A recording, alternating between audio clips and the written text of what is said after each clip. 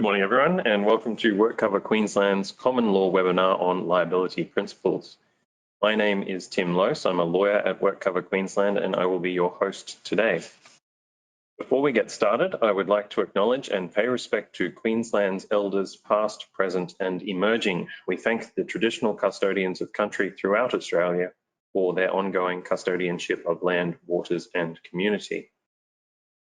We will record this session and later we will send out a link to the recording by email. I think that goes early next week. It will also be uploaded to the WorkCover YouTube channel with the slides there as well as the audio, and that's usually sort of a week after the event as well. Please feel free to submit any questions during the webinar using the panel on the right-hand side of your screen. You can also use that if there's some call and response during today's webinar. We've actually received quite a few questions already, which we've put to our guests to address, but we'll do our best to address any others that come through in the time that we have. I would also like to recognise that today is Are You OK Day. It's a national day of action where we remind each other that every day is the day to ask, are you OK? And to start a meaningful conversation if you spot signs that someone might be struggling. You don't need to be an expert to have an Are You OK conversation. Listening and giving someone your time might be just what someone needs to help get them through a tough time. Don't do it alone. Don't go it alone. Please reach out for help if you need to talk to someone. Up on the screen right now are some numbers and resources to support you and your networks. All right, today's presenters, I would like to welcome Brady, Cockburn and Damien Jarrett of Cooper Grace Ward. Brady is a partner at CGW's insurance team. He has over 24 years experience in injury litigation, focusing on workers' compensation claims, and manages the firm's CTP practice. Brady was recently recognised in Best Lawyers Australia as the Lawyer of the Year for Motor Vehicle Law 2023 and featured in the Doyle's Guide for 4 consecutive years. I'd like to welcome back Damien Jarrett, who is a Senior Associate at Cooper Grace Ward. Damien's areas of expertise include workers' compensation, life insurance, TPD, professional indemnity and litigation and dispute resolution. Damien previously presented with us back in 2019 with his colleague Damien Hinckley, and they discussed another liability topic then about interstate insurance and labour hire injury claims. If you would like to watch and listen to that webinar, you should be able to find that on our common law playlist on the YouTube channel. I usually get there just by Googling WorkCover YouTube. So a big welcome to both of you and thank you for taking the time to present to us today. Before I hand over to you guys, I'd just like to remind our listeners that everything discussed today, including questions answered by WorkCover and CGW, is general information only and should not be taken as legal advice. All right, that's all from me now. I will now pass over to Brady and Damien to talk more about liability principles. Thanks very much, Tim.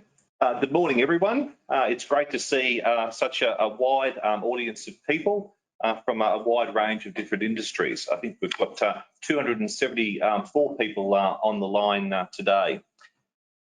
As Tim said, Damien and I are very happy to take questions along the way, and there's a chat box function for you to submit your questions.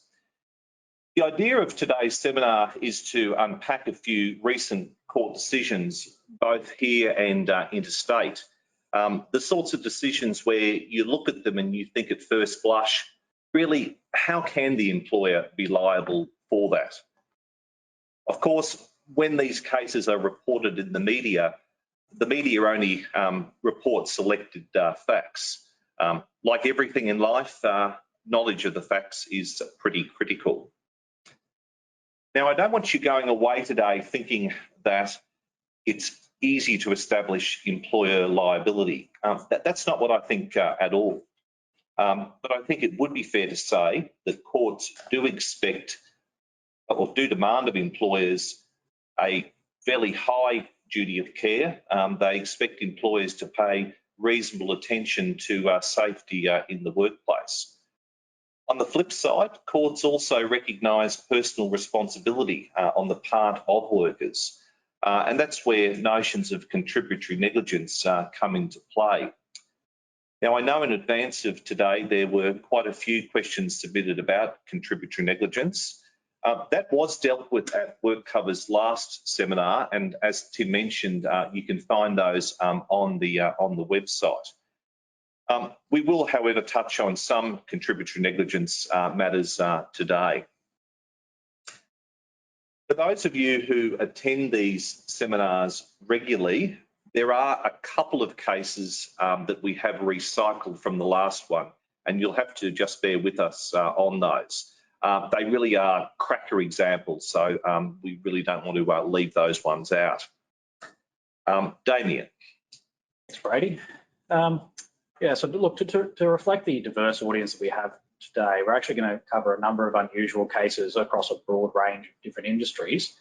To keep things interesting, we haven't just picked winners. There are some losers here as well, so try to keep an eye out for which ones you think are which, and you know, pop it in the chat function if you think which way it's going to go. Now, but before we dive into the cases, we're going to give you a bit of a theory lesson first, and I'll hand over to Brady in a second to run you through that.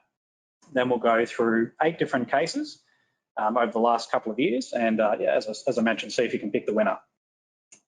Again, we've got the moderator with Tim here this morning, so please do enter your comments, questions, feedback along the way. We'll try to make this as interactive as we can, and we're happy to have your feedback and views. Brady, will you take us through some principles? When it comes to the principles of liability, quite honestly, I could talk for hours, but so we stay friends, I'll try and keep it a little bit shorter than that. And quite honestly, the principles of liability are really best explained through the cases anyway. In the context of the employment relationship, it goes without saying that the employer owes a duty of care to its workers. But really, what does that mean? Historically, the duty was said to be one of a reasonably prudent employer taking reasonable care to avoid exposing its workers to unnecessary risks. These days, the test is a little bit more nuanced. The statutory test now says that an employer does not breach a duty of care to take precautions against a risk of injury unless, firstly, the risk was foreseeable and not insignificant, and secondly, in the circumstances, a reasonable employer in the position of that employer would have taken the precautions, what we call preventability for short. There's also an added component, and that is the injured worker needs to show that the employer's actions or indeed their omissions actually caused the injury. We'll look at these concepts on the next slide. Now, acting reasonably doesn't mean guaranteeing that the workplace will be free from injury. But as I said earlier, courts do demand employers pay close attention to safety issues. Now, turning to foreseeability. When it comes to reasonable foreseeability, it'd be fair to say the courts impose a fairly undemanding test. An injury can remain foreseeable even if there's a very low probability of it occurring. For example, if you repeat a process hundreds of times, maybe it's just a case that you got lucky on previous occasions. But the fact that an injury hasn't occurred previously on a repeated process may be relevant to how an employer should respond to that risk. Importantly in all of this, and this is something that perhaps claimant lawyers don't always appreciate or maybe choose to ignore, what was reasonable is judged from the perspective of the employer looking forward, not with the benefit of hindsight. It goes without saying that a lot of accidents can be prevented with the benefit of hindsight, but that's just not the test. Just turning to preventability.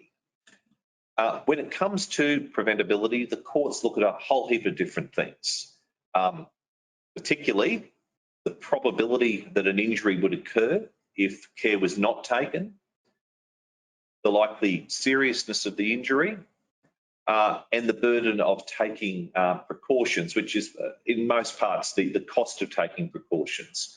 And that also includes against similar risks. So if you're a business that operates through many different outlets and there is a similar risk at each of those outlets, the court will take that into account in terms of the cost of having to respond to that similar risk at each location. We sometimes have presented to us evidence of an employer having taken steps after an accident, which is of course highly appropriate in order to address an injury. Now, legally, a post-accident change can't be used by a claimant in order to prove a breach of the duty of care. But it certainly can be used, I guess, via the back door to prove that the employer had available to it the means by which the risk could have been controlled. In a practical sense, not all workplace risks need controlling. There's obviously hundreds of risks on any workplace, and most of the time those risks can be met by the workers simply exercising common sense and exercising a bit of foresight. Now, there's a nice quote on the screen here taken from a New South Wales decision, which I sometimes remind my opponents of. I'll just give you time to read that.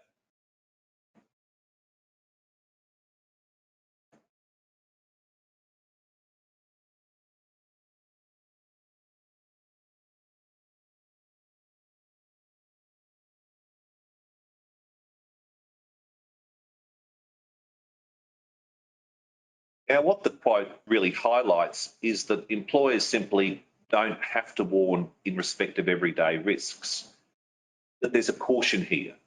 Obviously, different people's life experiences do vary. And so what might be perhaps obvious to one person may not be obvious to another. As I said, just on the next slide, sometimes the courts do recognise that the appropriate response to a risk may be to simply do nothing.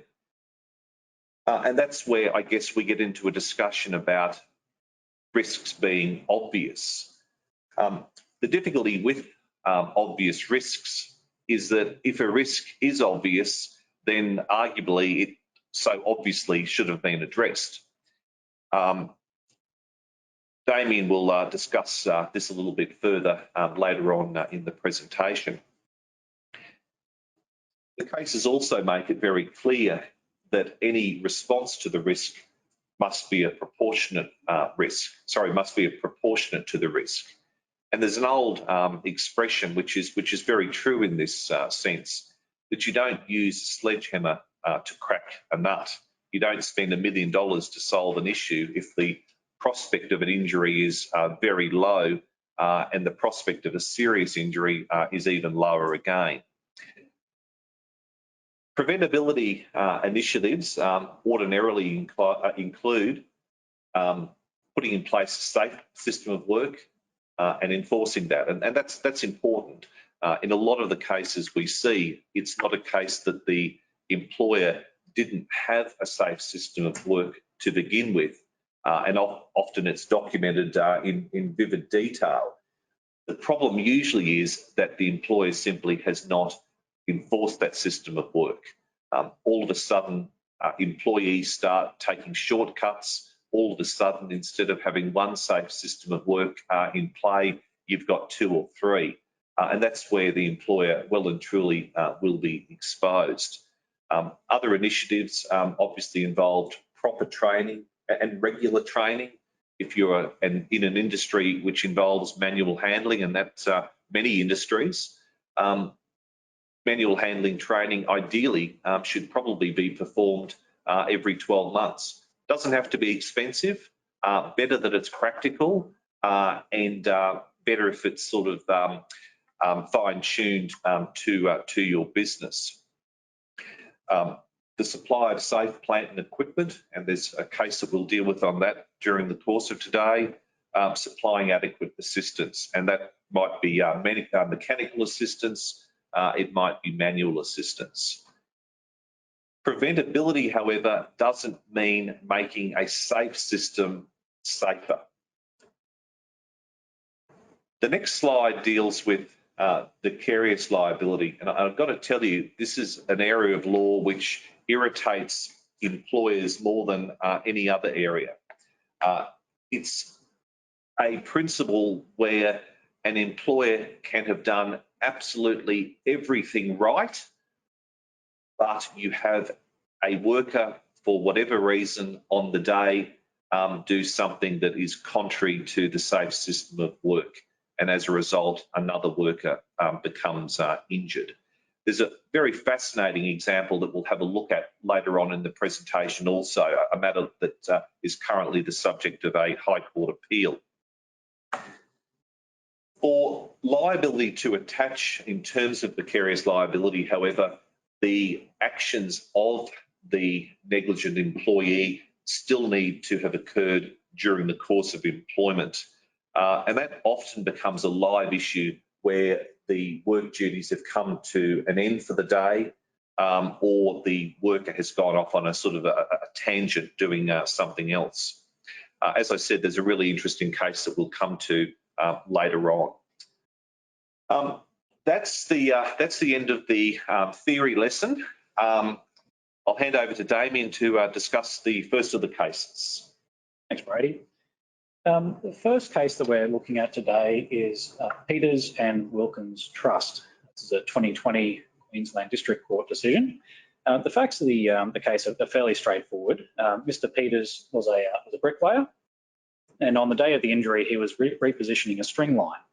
Now, while he was doing that, his foot came into contact with a pipe that was protruding from the slab, and he's taken a fall.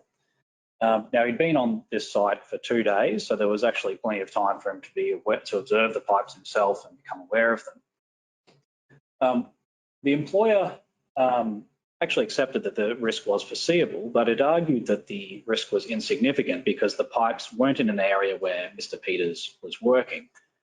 The court didn't really think much of that argument, noting that Mr. Peters' tasks did take him through the area on occasion. But wasn't, I suppose, the primary area where he was working. So look, against that background, what do you think the employer should have done to respond to the risk, if anything at all? I'll just remind you that there's the chat function there, so feel free to pop in some possible solutions for addressing this risk. If anyone wants to type something, I'll just read it out from the screen. But there you go. While you're thinking about that, I'll take you through the employer's argument. They essentially said that there was no need to warn. This was an obvious risk, and Mr. Peters was both very experienced and had been on this site for 2 days already.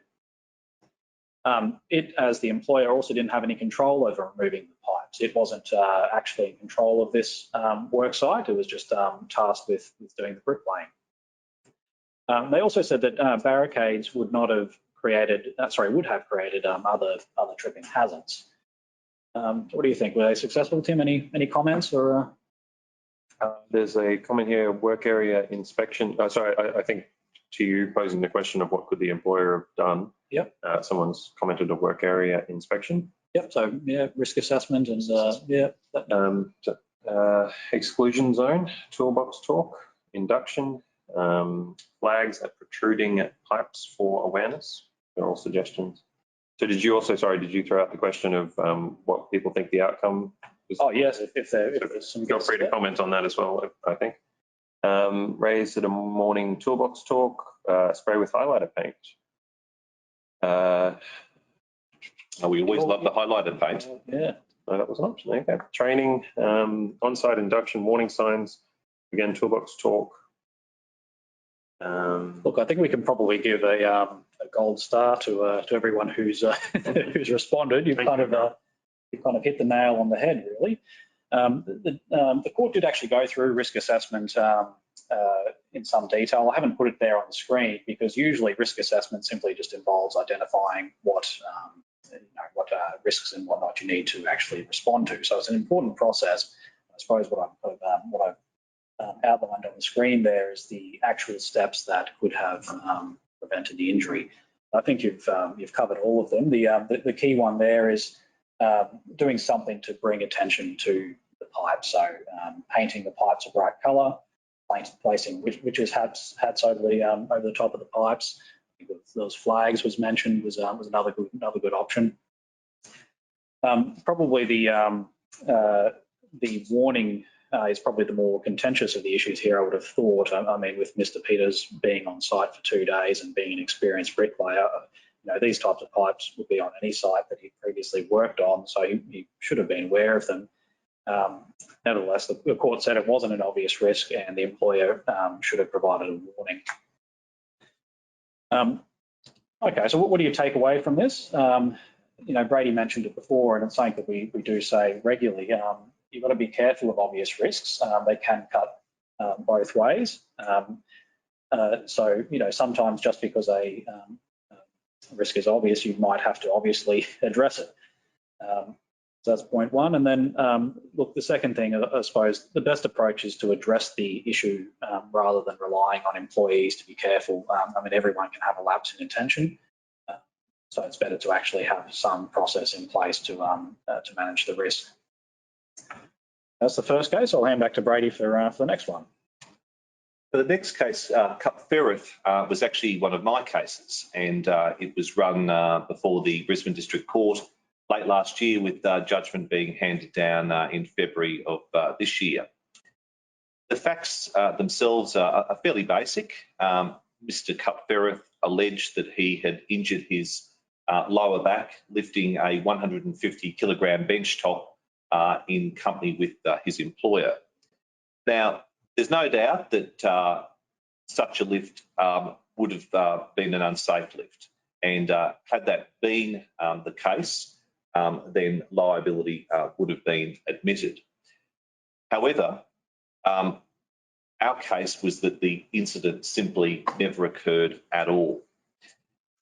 In that regard, Mr. Firat was faced with these problems. The employer and a former co-worker both said the incident simply never happened. And the former co-worker, I might add, was no longer with this employer, so he had no axe to grind. They left on amicable terms. Mr. Firat had told multiple doctors that the injury occurred simply as a result of him standing up to wave goodbye to a co-worker when he was back at the workshop. Specifically, he told one doctor that the injury was not as a result of lifting, and particularly he wrote a very detailed letter to WorkCover in connection with the acceptance of his no-fault statutory claim that the injury was a result of an event that had happened about 9 years earlier, and his condition had just progressively got worse since that time. He said that the waving event itself was the straw that broke the camel's back. At the trial of the matter, Mr. Firat sought to explain away some of the inconsistent statements that he'd made. He was adamant at trial that the injury occurred as a result of lifting this bench top. He said that some of the statements he had made may have been because he was on certain medications, although there was no compelling evidence about that given at trial.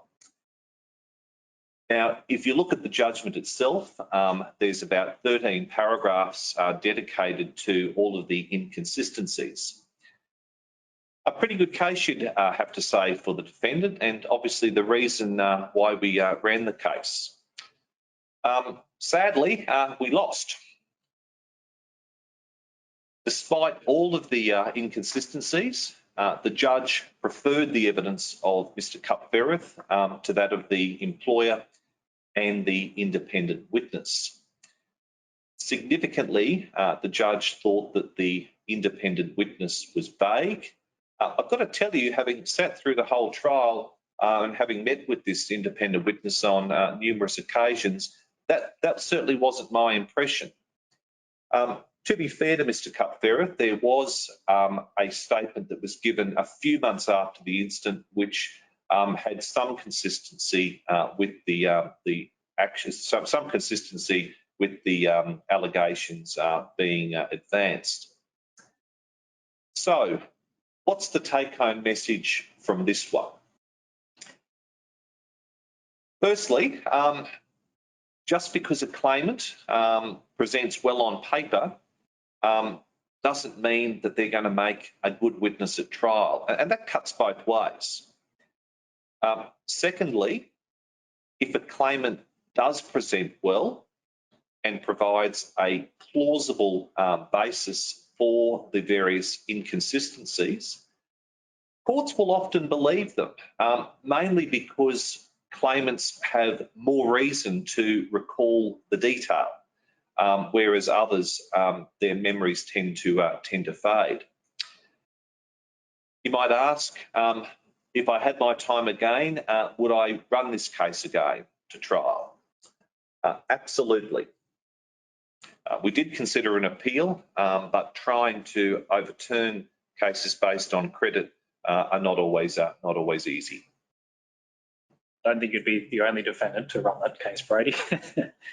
All right, looking at the next one, it's Coots and concrete panels.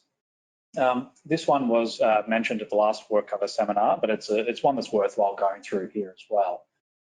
Now, Mr. Coots sustained a number of different injuries when a trench collapsed on him at a construction site. There were 3 defendants to this claim, including the employer, and really we're just going to focus on the employer for the purposes today. Now, the background, Mr. Coots had been working on this site and in and around the trench for some time. He gave evidence that parts of the trench were collapsing in, and he reported this to his employer. 3 days prior to the injury, he's back working in the trench again. And on this day, he and his co-workers were attempting to shore up the wall. Ultimately, he refused to continue working in the trench, and another contractor took over for him. At that point in time, he was assigned to act as the spotter for that other contractor. Fast track to the day of the injury, and Mr. Coots forms the view that the trench is really not safe, and he calls the contractor out. After the contractor comes out, Mr. Coots notices that the contractor's left his drill in the bottom of the trench, and he goes into the trench to attempt to retrieve the drill. And I'm sure you can see where this is going, but while he's down there, the trench wall collapses in on him. Now, you can probably guess what the employer argued. Effectively, Mr. Coots had banned himself from the trench, as did the site supervisor, as a matter of fact. And the drill wasn't even his. It's not within his employment duties to go and rescue somebody else's equipment. So, it wasn't really reasonably foreseeable that somebody would get into the trench. That might be a bit of a skewed sort of reasoning for foreseeability. Justice Crowe said that the risk was that the trench would collapse, causing injury, and that the employer was on specific notice about that. But that's not the end of the story. Still have to prove that it's preventable. So, what should the employer have done here? Feel free to pop some comments in if you like, but Mr. Coots had effectively banned himself from the trench. Did the employer need to do anything else? Tim, is there anything early? Nothing's popping up yet. No. There was some surprise expressed at the previous decision and querying whether it was going to be appealed, but you covered off on that already. I'm just giving some people some time. But someone else in the trench, sorry, shut down the site. Yep. talking, I suppose, proportionate response. Shut down the site. There's a lot of workers and no access whatsoever to the trench. look, we might move on. See what Justice Crowe has to say. And look, he thought that the employer certainly needed to do more. He concluded that retrieving the drill actually was part of Mr. Coots's duties, and because he was acting as that spotter. And essentially said that the issue for the employer here was that it had the means to make the excavation safer in the first place. And it probably didn't help that within a couple of days after the injury, the excavation was corrected into a safer site. But you know, that's one side of it. You might be thinking whether Mr. Coots was contributed at all to the injury here, and apparently not. Justice Crowe put this down to a serious momentary misjudgment, which seems a little bit surprising given the background. But look, if you want some more commentary on that, again, have a look at WorkCover's last webinar. Okay, so look, what are the take-home messages? Look, sometimes you just need to expect the unexpected and cater for this. The preferable way of dealing with risks is not a self-imposed ban, but to fix the issue in the first place. And again, it's the employer's non-delegable responsibility to put in place a safe place of work. So you can't just rely on your employees. Brady, over to you. Now, the next case comes to us from our friends in WA. We don't see a lot of case law coming out of WA, but this is an interesting one. The claimant, Mr. Hooker, was sitting at his desk in an open plan office. A co-worker decided to switch on a gas detector unit on a table just behind him. Pretty unusual thing to have in an office, I think, but apparently quite normal in this workplace. The detector itself was faulty, and it immediately emitted an alarm, causing Mr. Hooker to suddenly turn his head to the left to identify where the sound came from, and he ultimately suffered a not insignificant neck injury in the process. The employer was aware that the detector was faulty, but it was left in an operations room. It wasn't out in the open plan, but employees still had some access to it, obviously. So is Mr. Hooker, is he the first winner for today? Or is rather the employer the first winner for today? Pretty unusual thing to happen, obviously. Even more unusual thing that it resulted in an injury of significance. Yeah. Would a reasonable employer, without the benefit of hindsight, have identified this as a risk that really needed controls? Anyone's thoughts on that? Nothing's popped up yet, but I'll just flag you down if something comes up. Sorry, Brady, I've jumped. We've jumped the slides a little bit. I'm sort of giving away some of the answers. The astute among you will quickly respond. In the end, Mr. Hooker was successful. The court accepted that while the risk of injury from somebody activating the detector was very unlikely to occur, it was still foreseeable. In Western Australian speak, that the risk was not far-fetched or fanciful, which is broadly equivalent to our Queensland test of being not insignificant. The employer argued that it was only foreseeable that a minor injury would occur. Well, the court had gave that pretty short shrift. Court found that all that needed to be foreseeable was that there was that a neck injury could occur, not the degree of injury actually involved, although that might be relevant to the response to the risk. So what are the take-home messages from this one? Obviously, if you've got a faulty piece of equipment in the workplace, get rid of it. or get it fixed. And until it's fixed, obviously tag it so it is out of reach from others to use.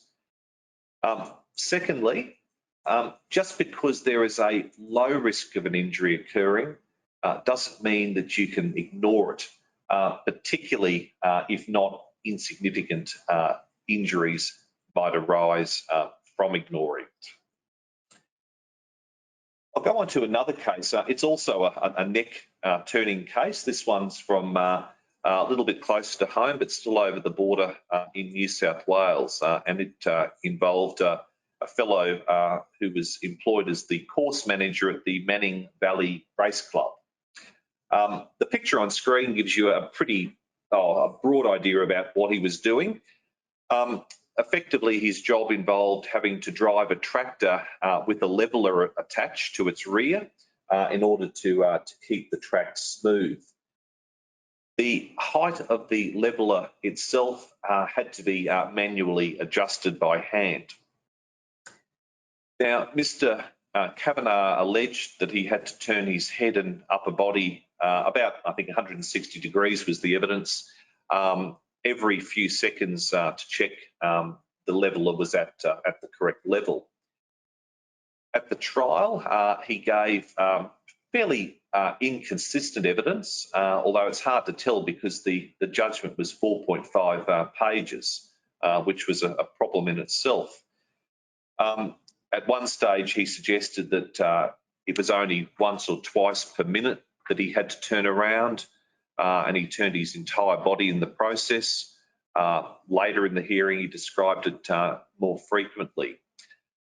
It looks like from the judgment that the judge concluded that he had to turn his head once every minute for a few seconds.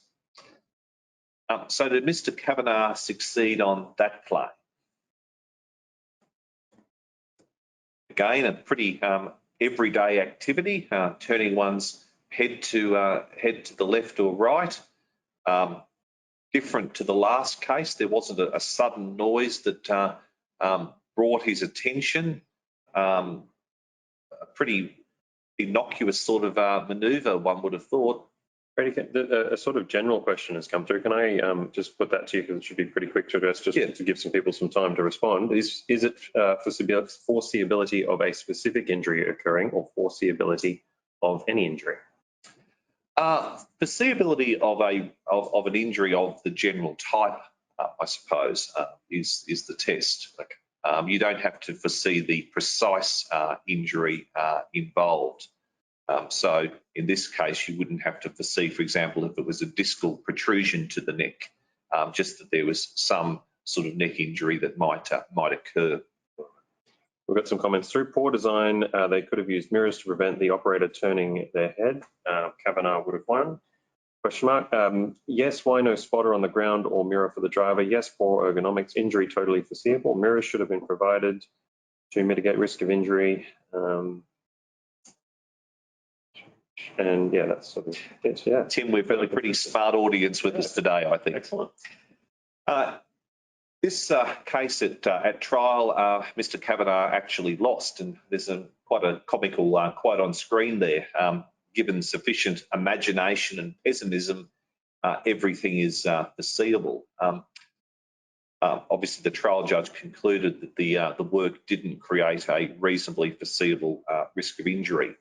The Court of Appeal, however, had very different views. The court was very critical, for a start, of the fact that the original judgment was only 4.5 pages, so didn't give an appellate court much information to work with. On the question of preventability, the employer, I should say, had argued that Mr. Kavanaugh was the racecourse manager, and in that role, he could have devised and implemented a safe system of work. So he was very much in touch with what the system of work looked like and how it should be designed. I should also add that Mr. Kavanaugh had never raised any concerns about the system of work. But again, the court found that the risk could have been easily managed had the employer simply installed a mirror or a rear vision camera on the tractor, or indeed a swivel seat. All of these were at very low cost to address what was not an insignificant risk. I've got to tell you, pretty lucky for Mr. Kavanaugh in the end, because his damages were assessed at more than $1 million. So a good day out for Mr. Kavanaugh in the end. In terms of the take-home messages, while the employer may have thought that Mr. Kavanaugh should be responsible for devising the safe system of work, the legal principles are very clear about this. It's the employer's non-delegable duty to ensure that there is a reasonably safe system of work. It's not a matter for the employer to delegate to an employee to discharge its own duty. Obviously, employees may be involved, however, in how the solution is implemented, and may be involved in enforcing the safe system of work on the ground. We've received quite a few questions in advance of today just about pre-existing medical conditions, and obviously that was a relevant factor in this case. The employer was aware that Mr. Kavanaugh, sorry, I don't think I said this earlier, that Mr. Kavanaugh had some pre-existing problems. Pre-existing injuries are funny things. Sometimes employers are actually better off not knowing about them, because if an employer does know about them, then what can happen is a special duty of care can arise, which effectively means the employer has to take additional precautions in order to prevent injury to what is a vulnerable person. Obviously, however, it's usually better to know of an employee's pre-existing condition, because you can then accommodate their work duties to fit that. Again, knowledge is key in all of this. Thanks, Brady. The next case that we're going to run through is Smart and the Cumbers group. Now, I'm actually going to give you the, I suppose, the key preventability issue. So perhaps while I'm going through this, just have a think about whether or not you see that issue as something that the employer should have done or not. And just pop it in the chat whether you think that Mr. Smart won. So the facts are fairly simple. Mr. Smart was working at a mine site where he was unloading baggage from a trailer to a footpath. He says that the task was unsafe because it required him to navigate a curb during the process. Now, that's exactly what you're picturing, just a normal curb that you'd see anywhere. On the day of the incident, he says that he was stepping down from the curb when his ankle gave way, causing him to fall over and injure his right knee. He says that 2 employees should have been provided to perform the task, one at the top of the curb and one at the bottom of the curb. And that apparently this had been the system previously. And on this occasion, he'd actually asked for help, but nobody was able to do so. What do you think, Tim? Are there some comments coming through? Or? Nothing yet, but I think there is a bit of a lag. So again, to just allow a bit of time, someone's posed a question from the previous one: what would a reasonable amount of pages for a judgment be? Well, certainly 4.5 pages is very unusual. Oh, look, it depends whether it is a liability and quantum judgment. It depends on the number of witnesses who gave evidence at trial. But you would at least expect to see maybe about 20 pages in a standard sort of judgment. 30, 40, 50, 60 can sometimes occur. There are some judges who are, I guess, more verbose than others. But often it's just simply a matter of trying to sift through all of the evidence that is presented at trial. And some trials, the evidence is not controversial. At other trials, it's highly controversial, as it obviously was in that case. Consensus coming through is smart wins. Yep, good pick. I think everyone has been 100% results from the audience today. So I said a smart audience. Smart audience, you're not liable for that. Essentially, the court said that the risk of harm here was so extremely low, such as to be insignificant, and in those circumstances, the employer didn't need to take any measures in response to the risk. So look, I mean, in terms of take homes, there's just some everyday risks that you don't need to address. You can rely on your employees to be able to safely navigate simple everyday things such as a curb in this case. Word of warning though, just change a few facts and you can get a different outcome. There was a case very similar circumstances down in Victoria where the worker actually won. I've got that on the screen there if you're interested in looking that up. Just being mindful of time, I'll skip on to the next one, Shockman. This is one of the more unusual cases that we've defended, but it does remain unresolved at this point. It's a case that we're running at Cooper Grace Ward. It's hard to describe the facts of this one in a particularly eloquent way. Mr. Shockman shared a dormitory with a co-worker, Mr. Hewitt, on one of the Queensland islands where they both worked. Mr. Shockman had previously raised some difficulties about Mr. Hewitt, he said that he was a little bit odd. One of the examples were that Mr. Hewitt had folded his underwear for him. He also had suggested that Mr. Hewitt being his superior, that they shouldn't be sharing a room together. But that's as far as the complaints had ever gone. He'd never complained of any safety issue in particular, and that was something that was admitted at trial.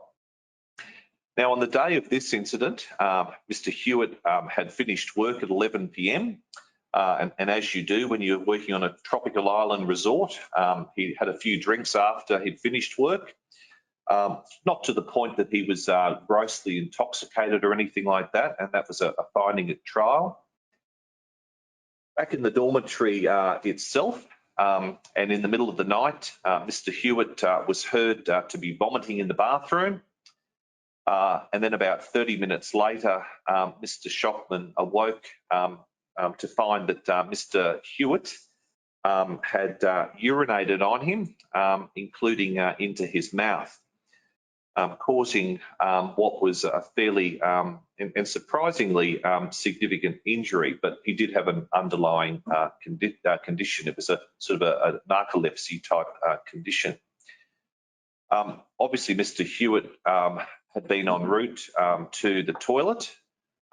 Needless to say, Mr. Hewitt was immensely apologetic about all of this. Now, there's no suggestion that Mr. Hewitt had any prior history of this. The judge found that Mr. Hewitt was in a semi-conscious state, precipitated by his level of intoxication beforehand. But again, I stress he was not grossly intoxicated. It was clearly a mistake. Certainly not a run-of-the-mill injury, this one, by any stretch. Notably, neither of them were performing a work task at the time of the event. Both had knocked off work for the day, but obviously both were still in the place of employment in the sense of sleeping in a dormitory that the employer required them to sleep in under the terms of their contract of employment. Now, the issues the court faced here were many. Obviously, foreseeability was an issue. Was this something that an employer should reasonably have foreseen? Was it reasonably preventable? Would any steps taken by the employer have changed the outcome? A few things that were suggested were an alcohol policy, but really, what would that have said, and what change would that have made? Should there have been pre-employment screening of Mr. Hewitt? Again, what would that have showed? Should they not have shared a room at all? Certainly that wasn't suggested by Mr. Shockman at trial. Otherwise, was the employer exposed by reason of vicarious liability for the unintentional act of Mr. Hewitt? Relatedly, were Mr. Hewitt's actions in the course of employment, or was the workplace purely the setting for those actions? So who was the winner in the end for this one? Well, the truth is we actually don't know yet. Mr. Shockman was unsuccessful at the Supreme Court in Rockhampton before Justice Crowe. The matter then proceeded to the Court of Appeal in Brisbane, where he was successful. And now the case is the subject of a special leave application to the High Court, which will be heard on Friday of next week in Canberra. The picture that I've got on screen is sort of the best picture I could come up with for this case. Now, the employer's argument in the High Court is a very narrow one, as it tends to be at that level. The argument is not about the employer's primary liability. The claimant accepts that there was nothing the employer could have done to have prevented this incident, looking prospectively rather than with the benefit of hindsight. The argument is purely one based around vicarious liability for the actions of Mr. Hewitt as the co-worker. Now, the argument is whether there was a requisite connection between Mr. Hewitt's employment and the event, noting again that the incident occurred outside of work hours at a place divorced from the employment duties, and that the event itself had absolutely nothing to do with discharge of Mr. Hewitt's employment duties. For that one, you're going to have to stay tuned, but if the High Court gives special leave and allows an appeal to be brought, and that's not as of right, then this is a case that will probably get a fair bit of airtime, no matter what the ultimate decision is in it. A very interesting case. Okay, look, I'll move on to our last case for the day. Just being conscious of time, I'll run through it reasonably quickly. This is one that's been covered before in some detail, so you might already be aware of it. Mr. Walker was the maintenance manager at a meat processing plant. The injury actually occurred after work on a Friday night. Between finishing work, he's gone to the pub and had a few beers with his friends. And then on the way home, he's driving past the plant and he notices large plumes of steam coming from the plant. Now, he realised this was actually steam venting from one of the boilers. The boiler was fairly important because if it broke down, that meant that the plant wouldn't have been operable on Monday. So when he gets there, he calls another maintenance man who says he needs more information. So Mr. Walker, while still on the phone, climbs up a set of stairs and onto a roof to get a better view. He ultimately falls through some plastic roof sheeting, which he actually knew was in the vicinity, although he didn't know exactly where it was. The employer essentially argued that this was not reasonably foreseeable because you wouldn't foresee somebody climbing onto the roof after a few drinks, after hours, when they knew of the plastic sheeting. Unfortunately, the court disagreed. But basically said that in his role as maintenance manager, it might be necessary for him to go onto the roof to investigate issues. And also he was on call after hours, so it's not unusual for him to have to work outside of hours as well. So that being the case, there needed to be some response here, and really the issue in terms of preventability was they should have implemented a system of work of not going onto the roof without a safety harness, or placing warning signs to make sure that people were aware of the risks, possibly fencing it off or locking the area so that they couldn't actually climb onto the roof. Contributory negligence was another issue in that one. Again, I'll refer you back to the previous presentation.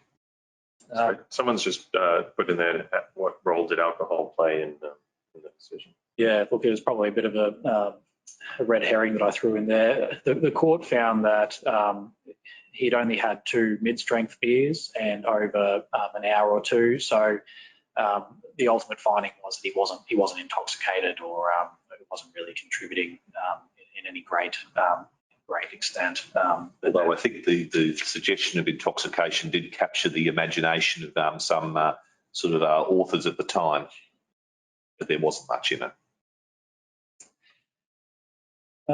Okay, look, in terms of take-home messages, this isn't a new one. Again, expect the unexpected sometimes and plan for those things. And look, it probably was in Mr. Walker's favour here that he was performing a task which was in the interests of his employer and furthering their cause, so that no doubt helped him. Now that brings us to the end of the formal presentation, and we might move on to some time for some questions. Just while you're submitting any questions via the chat function, there's a few take-home messages I thought we'd bring together in one slide. Firstly, beware of the obvious risk. As Damien has said, the obvious risk sometimes needs an obvious response. It won't always assist you. Expect the unexpected. Hopefully a good risk assessment process will highlight most risks, but you won't highlight all. Don't rely upon employees to develop a safe system of work. As employers, that's your job. Don't always assume employees will do what they say they will do. That was the classic case of Mr. Coots earlier, who swore that he wouldn't get into the trench, and yet he did, and the employer was exposed. The fact that a risk might be a low risk doesn't always mean that you can ignore it, particularly if the consequences of doing so would be catastrophic. And then finally, if you've got faulty plant in the workplace, fix it, or as I said earlier, throw it out.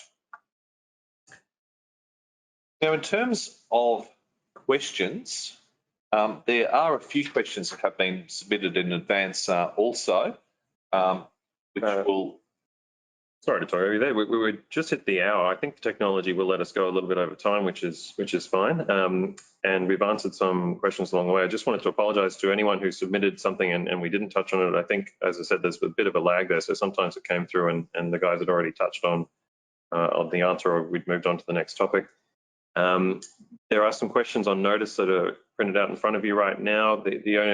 The other one that I sort of flagged as we went through was to do with Kavanaugh, which might be a quick one to deal with again, which was from the labour hire context. And obviously we can't give advice here, but if you're a labour hire company and you're putting employers into the position where there's a work process where someone's looking over their shoulder, how does that affect the non-delegable duty of care there? Sadly for labour hire providers, they are still exposed by virtue of their non-delegable duty of care to ensure that there is a safe work system in place. In practical terms, what that means is if the host employer, we'll call them, if the host employer is liable for there being a poor system of work, in most cases, the actual employer, the labour hire company, will also be exposed. Now, generally speaking, the actual employer's exposure can be anything between about 10% and about 40%. There are some interstate cases where the labour hire employer has escaped liability altogether, but that certainly hasn't been the approach taken in Queensland. Quite often these cases end up falling about 75-25% in the favour of the labour hire employer, but that's not a fixed rule. Obviously, there's all different facts that apply. So in Kavanaugh's case, the labour hire employer would still be exposed in that case, because had the labour hire employer conducted their own risk assessment of the work site and the duties, they should have picked that up themselves. Is probably a topic for a whole other presentation, and it was actually covered in the last one I did here in 2019. So if you do jump on that YouTube channel, you can find that one, and hopefully that'll give you a bit more guidance. There's a question about pre-employment medicals. I sort of touched on this along the way. Sometimes when you obtain a pre-employment medical, it can put you on notice about a person having a condition, and then you're required to maybe take additional steps to protect them from the increased risk of injury. Certainly there's no legal obligation on an employer to perform a pre-employment medical. Some employers may wish to do it, however, particularly if the sort of work task is a laborious one. I guess if you get an adverse finding on a pre-employment medical, just beware. But on the flip side, if you exclude people, sometimes you can be excluding very talented people from your organisations. So that's worth thinking about as well. There's a very specific question here dealing with school staff doing out-of-job activities outside school hours, and if injury occurs. Well, the school, I guess, could still be potentially liable if the activities that are performed outside of school hours are still with the express or tacit approval of the school. There's no problem with that as such. There might be questions about if the particular injury occurred in circumstances where the teacher, for example, went off on their frolic of their own, but if they're broadly engaging in the intended activity, it will be caught by the work cover policy and in a common law claim. There's a specific question about are there questions that work cover could ask which would help out a common law claim, and I'm guessing that that's at the statutory level when a no fault claim has been lodged. There is an early investigation coordinator at work cover who will look at claims which it looks like they will end up in common law, or there's a fair chance they'll end up in common law. What work cover, I guess, has to be a little bit careful of here is that it doesn't conflate what is a no-fault beneficial scheme for a common law scheme. So it can't be asking too many questions in a no-fault sense, but and this is an ongoing topic of conversation. Certainly, I think it would be helpful if employers did send to work cover at the start of a statutory claim a copy of an incident report, which could then be placed on the employer's file or against the statutory claim file, and that might be useful for later use. Often when it gets to common law time, we're trying to work out exactly what happened at the time of the event, so a contemporaneous account is always very, very helpful. Damien, I'll give you a couple to. I was just going to add to that. That's exactly right. That's what the coordinator is there for. So it's usually, or I think it's almost entirely once the statutory claim's already accepted and there are some flags, and then it's really just about helping the employer keep the documents that might be relevant down the track. Certainly at the early stages, if a claim looks like going to common law, by all means keep copies of any system of work documents. Sometimes these get replaced by later versions, but lawyers will need to see the version at the time of the event. So keep a copy of them. If there's CCTV footage of an incident, that's always great to keep a copy of that, put it on a USB stick in case it becomes useful later on. As they say, a picture tells 1,000 words. Jim, how are we going for time?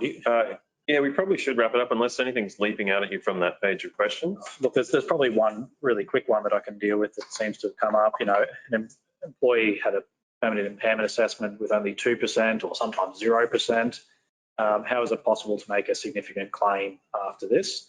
Look, the percentage impairment sort of system probably doesn't give you an accurate depiction of what impact that injury has on the individual. Sometimes you can have a very low permanent impairment assessment, but a very significant impact on their functional capacity. Just depends on how the scheme and how the assessment process is carried out. It also depends on what the person's role is. So, a finger injury might not stop a labourer getting back to work and continuing work through retirement, but if it's a concert pianist, then they're probably out of their job. So, the same impairment assessment can have two very different outcomes in terms of the value of the claim. So impairment and disability, the two terms are sometimes used interchangeably, but they're entirely different. Impairment is the percentage impairment.